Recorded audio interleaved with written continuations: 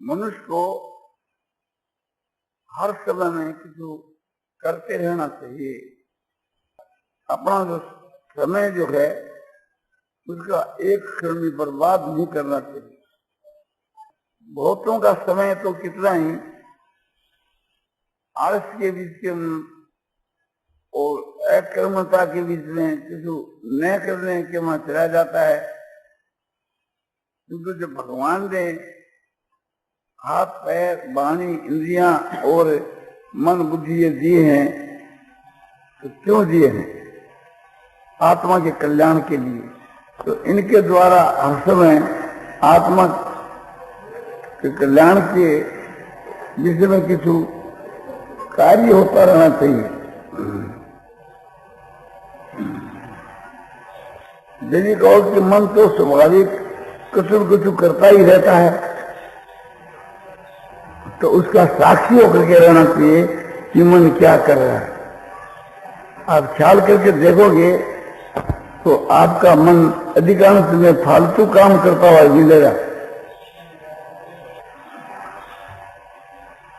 एक नंबर तो है कि अपने मन इंद्रियों के द्वारा परमार्थ का काम होना चाहिए, और 2 नंबर जो है कुछ अपने शरीर निर्वाह का या स्वार्थ का काम भी होना चाहिए। किंतु स्वार्थ और परमार्थ दोनों काम में न लग करके मन जो व्यर्थ का चिंतन करता रहता है वो अपना जो समय है तो व्यर्थ एक गया घूरने गया। उसके वास्ते हमारे को घोर पश्चाताप करना चाहिए कि हमारा समय एक बर्बाद हो गया, और जो समय चला गया वो वापस लौट कर आने का नहीं। तो पश्चाताप करने का अभिप्राय यह है कि पश्चाताप करने से फिर भविष्य में ऐसा बर्बाद न हो।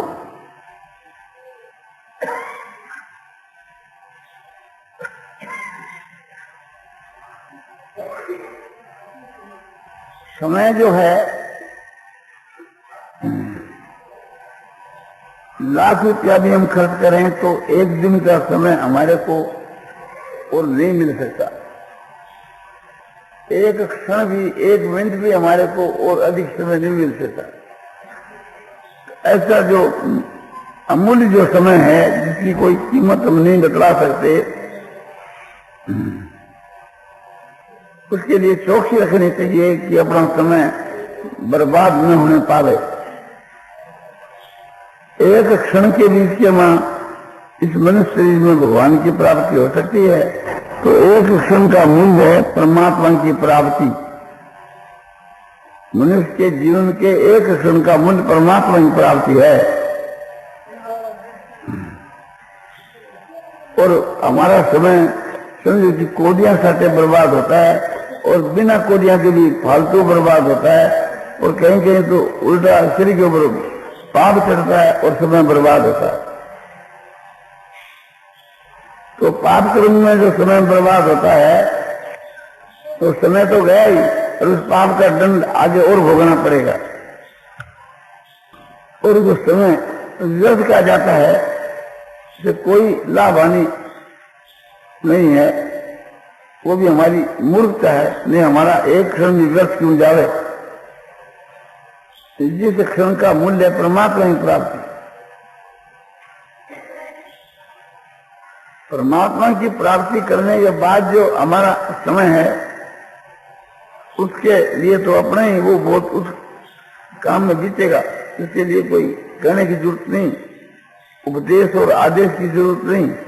जब परमात्मा की प्राप्ति हो जाएगी वो तो खुद आदर्श हो जाएगा, और उसका तो समय जो बीतेगा तो उच्च से उच्च काम में बीतेगा, उसका तो समय बर्बाद होने ही का नहीं।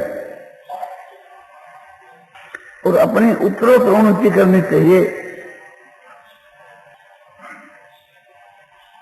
परमात्मा के वहां श्रद्धा और प्रेम बढ़ाने के लिए उत्तरोत्तर उत्सुक रहना चाहिए। खूब अपने समय में उच्च से उच्च काम में बिताने की विशेष चेष्टा करनी चाहिए। या जो अपना समय बीत रहे हैं उसको निरीक्षण करना चाहिए, दृष्टा साक्षी होकर के देखते रहना चाहिए कि अब उस समय किस काम के वहां जीत रहे है, पाप में, भोग में या दर्श में समय बीत हो तो उसको बचाना चाहिए। भोग जो है ये भी एक प्रकार से पाप ही है।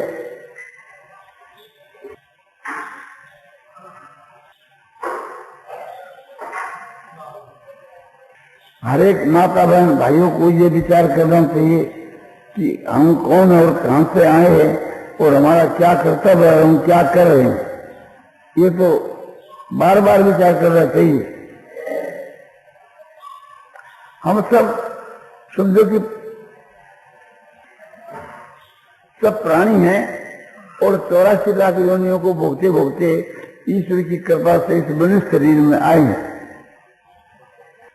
हमारा कर्तव्य है ईश्वर को प्राप्त करना। ईश्वर की प्राप्ति के लिए मनुष्य का शरीर है, उससे हम लोग वंचित रहते हैं।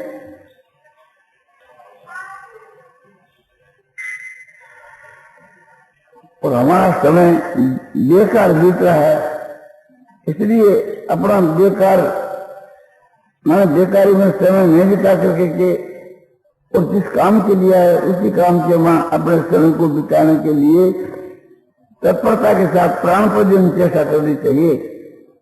जब हमारे प्राण के जाएंगे तो शरीर क्या का मानना, तो जब तक प्राण दूर है तभी तक इस शरीर से अपना काम लेना चाहिए।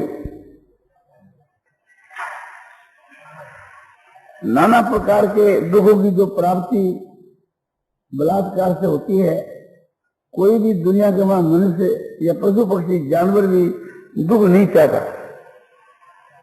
और दुख सबको भोगना पड़ता है।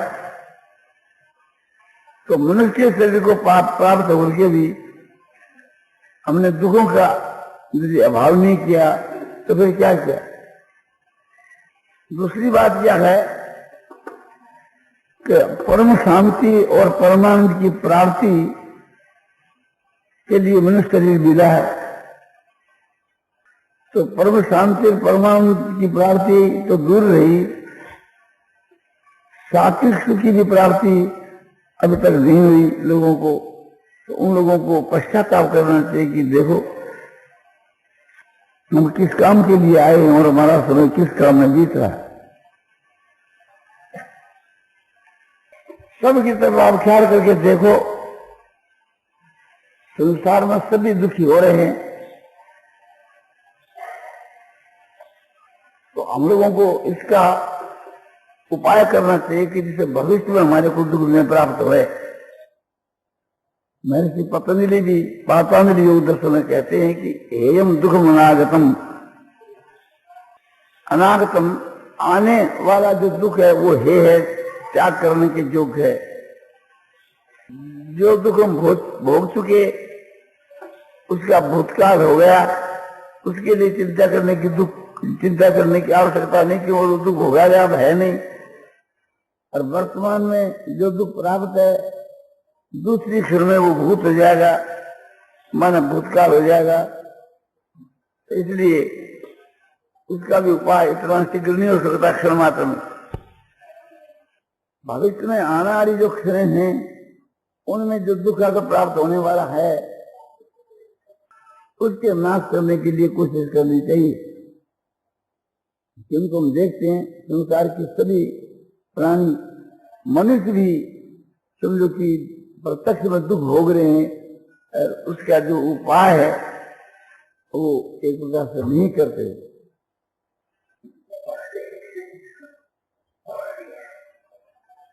सात्विक जो दुख है वो तो माने वो भी तो त्याग करने के योग्य है। वास्तु के बीच के वहां तो हम लोगों को असली आनंद की खोज करनी चाहिए। सात्विक सुख भी मालिक है, वो भी त्यागने के योग्य है। सब दुखों का अत्यंत अभाव ही योग और शास्त्र की मुक्ति है। और गीता कहती है सब दुखों का अत्यंत अभाव ही मुक्ति नहीं है, सब दुखों का अत्यंत अभाव होकर के और परम आनंद और परम शांति की जो प्राप्ति है वही मुक्ति है। आप लोग सभी मन के बाद विचार करके देखो, इतने बस हुए जब सब प्रकार के दुखों का आप अभाव नहीं कर सके तो फिर वो कब होगा? और परम शांति और परमानंद की प्राप्ति अभी तक नहीं हुई तो फिर कब होगी? आदि भौतिक और आध्यात्मिक और आदि जैविक सभी प्रकार के दुख सब कोई को भोगने पड़ते हैं।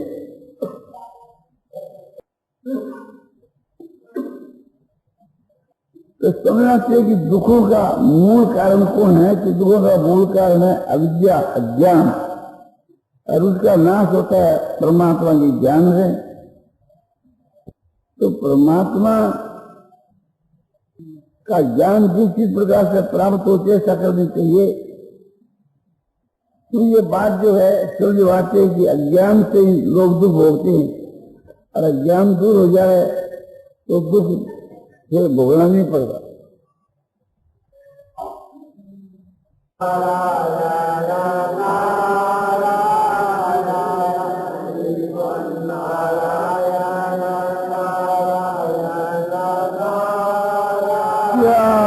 रामचंद्र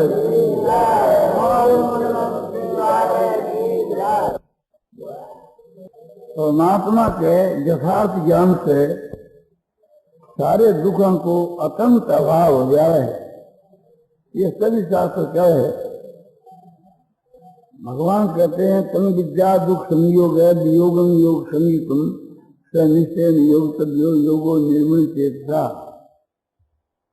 तन विद्या दुख संयोगम, तन माना उस परमात्मा को या योग को जानना चाहिए। कैसा वह योग है कि दुखों के संयोग का वियोग रूप जो योग है, माने जहाँ दुखों का अत्यंत अभाव निश्चय योग, उसका निश्चय ही साधन करना चाहिए। निश्चय वो ऐसा कर्तव्य है, वह योग निश्चय कर्तव्य है। अनिर्बिल चित्त से यह न उगता चित्त से तो आदि भौतिक, आध्यात्मिक, आदि दैविक सब दुखों का अत्यंत अभाव हो जाए परमात्मा के ज्ञान से। नाना प्रकार के भूत प्राणियों के द्वारा जो दुख होता है वो आदि भौतिक दुख है। शीत उष्ण से, वर्षा से जो दुख होता है ये आदि दैविक दुख है। सूर्य से, चंद्रमा से, जो संसार के बीच के मान जो देवता लोग जो है, सूर्य देवता, चंद्रमा देवता, अग्नि देवता, वायु देवता, ये सब देवताओं के द्वारा जो दुख है वो आदि दैविक दुख है। और आध्यात्मिक दुख जो शरीर जो है इसमें जो होने वाले जो दुख है आदि व्याधि, वो आध्यात्मिक दुख है। शरीर की बीमारी को व्याधि कहते हैं और मन की बीमारी को आदि कहते हैं। तो सारे के सारे दुखों का अत्यंत अभाव हो जाता है जब परमात्मा की प्राप्ति हो जाती है। तो दुखों का अत्यंत अभाव ज्ञान से होता है।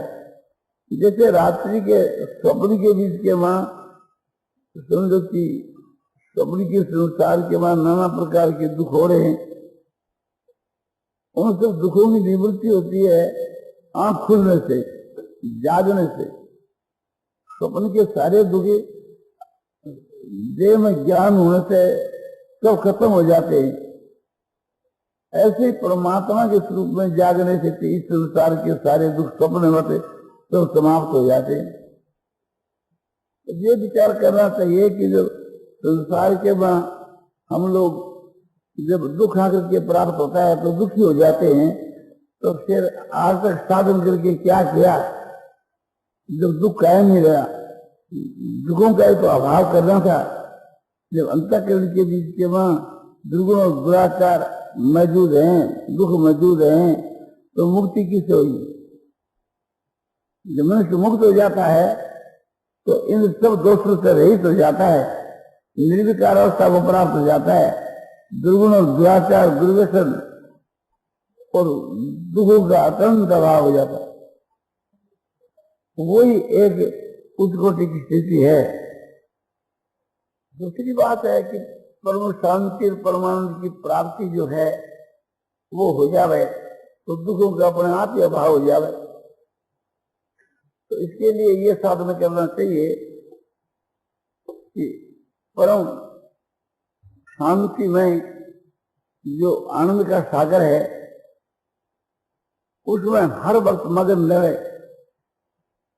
माने गुणों से अतीत जो परमात्मा का आनंदमय स्वरूप है उस परमात्मा के स्वरूप में हर वक्त स्थित रहने से हर वक्त में शांति और आनंद प्राप्त होते ही रहते हैं।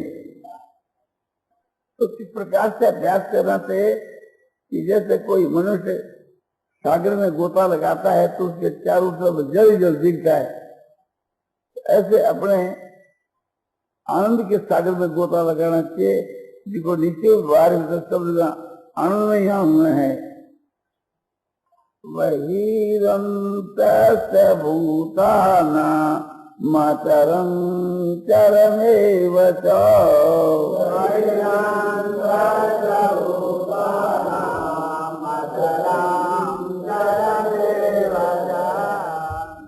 सूक्ष्मत्वात्तदभिज्ञेयं दूरसंक्रान्तिके च तत्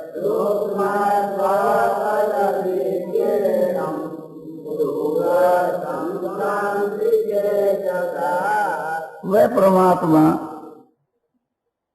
सच्चिदानंद ब्रह्म संपूर्ण भूत प्राणियों के बाहर भीतर नीचे ऊपर सब जगह के वहां संभाव स्थित है। और चराचर भूत प्राणी भी परमात्मा को स्वरूप है, किंतु परमात्मा का जो स्वरूप अति सूक्ष्म होने के कारण से साधारण आदमी के समझ नहीं आता है। सूक्ष्म दृष्टि पुरुष तीक्ष्ण सूक्ष्म बुद्धि से उसका अनुभव करते। इस प्रकार से जो अपार जो आनंद है और शांतिमय आनंद है, ऐसे आनंद के बीच के वहां हर वक्त आपको मगन रहना चाहिए। और उत्तरोत्तर जो साधन करते हैं, जो साथ साथ में प्रसन्नता शांति और आनंद बढ़ता चला जाता है। जल जो है वो तो साकार चीज है और आनंद है तो निराकार है। तो इस प्रकार से सच्चिदानंद परमात्मा के ध्यान के वहां हर वक्त मस्त रहना चाहिए। जैसे हम कोई जल के सागर में डुबकी लगाकर देखें तो हमारे चारों तरफ जल ही जल है, किंतु वो जल तो आकार वाला है और परमात्मा निराकार है। जल है उसमें तो गुण है, परमात्मा निर्गुण है, निर्गुण निराकार है, निर्विशेष है। तो इन विशेष वस्तु के अंतर्गति अविशेष वस्तु है, ये निश्चय करना चाहिए। परमात्मा सबका भरण पोषण करता आया और करता रहेगा, उसका नाम विश्वम्भर है। तो हमारे को शरीर की और आपने बिल्कुल ही चिंता नहीं करनी चाहिए, इसको तो प्रार्थ में छोड़ देना चाहिए। या यूं समझो कि जैसे कैदी को भी सरकार के बीच में भोजन दिया जाता है, इस तरह से परमात्मा सबको एक प्रकार से अन्न जल और वस्त्र देते। समय समय के ऊपर भगवान की जो समृद्धि हो जाती है, ये भगवान की विशेष कृपा है। और ये भी विचार करना चाहिए कि भाई एक प्रकार से ये जीवात्मा क्या चीज है, परमात्मा क्या चीज है, माया क्या है या सृष्टि क्या है, इसको परस्पर के संबंध है। इस विवेक की भी आवश्यकता है, क्योंकि विवेक होने से आगे जाकर ज्ञान होता है। तो ये जीव है तो ईश्वर का अंश है और परमात्मा अंश ही है। और यह दृश्य मृग संसार माया को कार्य है और माया माने प्रकृति इसको कारण है और परमात्मा महाकारण है। समय समय पर जैसे मैं चुप हो गया, इस प्रकार से एकदम क्रियाहीन हो जाए और सब संकल्प रहित होने के बाद के बीच में जो बच जाए वो परमात्मा का सच्चिदानंद में परमात्मा का स्वरूप है। जीवात्मा जो है तो परमात्मा का अंश है, परमात्मा अंश ही है। घटाकाश की जो जीवात्मा है, महाकाश की जो परमात्मा है, घट के फूटने से घटाकाश और महाकाश एक ही हो जाते हैं। तो इसी प्रकार से अज्ञान वो घट है और अज्ञान का कार्य रूप तीन जो शरीर है, सब सूक्ष्म कारण अज्ञान के नाश होने से इन सब के साथ सबल विच्छेद हो जाता है। तब केवल एक ब्रह्म रह जाता है अद्वैत सिद्धांत के अनुसार। या जो दृश्य संसार प्रतीत है, यो मूल प्रकृति को कार्य है, मूल प्रकृति को कारण है। प्रलय के समय में, महाप्रलय के समय में यह सारी संसार उस प्रकृति सहित परमात्मा में विलीन हो जाती है। फिर जब नई सृष्टि उत्पन्न करते हैं भगवान, तब उनके पूर्व के कर्मों के अनुसार उनकी पुनः रचना करते हैं। इस प्रकार से संसार होती जाती रहती है। इस संसार के सारे पदार्थ ये जड़ है और परमात्मा चेतन है। प्रकृति जड़ और प्रकृति का कार्य जड़ और परमात्मा चेतन, उसका अंश जो जीव है ये चेतन। तो परमात्मा के साथ अपना ये संबंध है कि वो अंशी और जीव अंश तो अपना स्वजाति है, इसलिए उसकी प्राप्ति की आवश्यकता है। वहाँ कोई दुख चिंता भय शोक बिल्कुल नहीं है। यह जो दृश्य जड़ वृक्ष संसार है, यह दुख का कोई घर है। ईश्वर और प्रकृति को जो संबंध है कि ईश्वर की वो शक्ति है, वो शक्तिमान है, और जीव के साथ के बीच के वहाँ प्रकृति को यह संबंध है कि ईश्वर जो है वो तो पिता है, प्रकृति है तो माता है। 14वें अध्याय के वहाँ भगवान ने ये बात कही कि महत ब्रह्म प्रकृति तो तुम्हारी माता और मैं बीज के देने वाला पिता हूँ। इस दोनों के मिलने से चला तो संसार की उत्पत्ति होती है। तो हमारा जो शरीर है ये प्रकृति का कार्य होने से प्रकृति का अंश है, और हम आत्मा चेतन है, ये परमात्मा का अंश है। जड़ जो विकार इसका और प्रकृति का ये समझ है कि वो कारण है, जो उसका कार्य है। मूल प्रकृति कारण है, ये सब उसका कार्य है। महाप्रलय में सारे जीव प्रकृति के अंश को देखकर परमात्मा में स्थित होते हैं, इसलिए पुनर्जन्म होता है। नारायण नारायण नारायण